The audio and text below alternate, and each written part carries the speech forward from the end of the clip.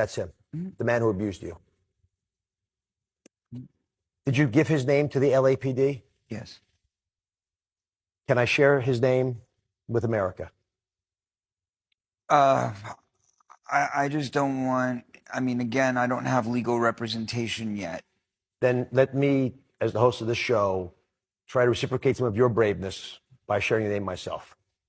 Okay. The man whose picture I just showed to Corey, his name is Alfie Hoffman. What does that name mean to you? Um, well, he was the guy who ran Alfie's Soda Pop Club. And I met him when I was 12 years old. He came to my house to pick me up in his car.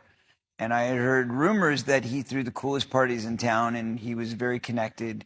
And he was the son of Bobby Hoffman, who was the top casting director at the time for one of the major studios.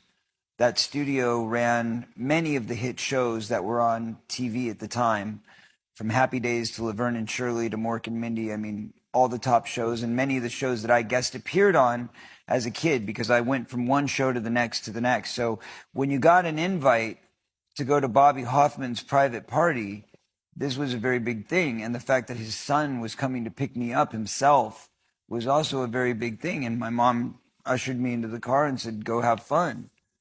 And you know, the first few times I went, it was fairly innocent. I mean, that's where, you know, if you read my book and you talk about the story where I started dancing like Michael Jackson, I started doing the Billie Jean, and they were throwing me the hat, and everybody was circling around me, and that's what started my whole music career, was going to those parties and getting that feedback from people. That happened at those parties, and those parties were relatively kid friendly. But interestingly, that's where I met, you know, the guy that ended up molesting Haim. That's where, I mean, there was a bunch of these guys. They were all hanging out together at these parties. And the thing is, there weren't a lot of parents at the party.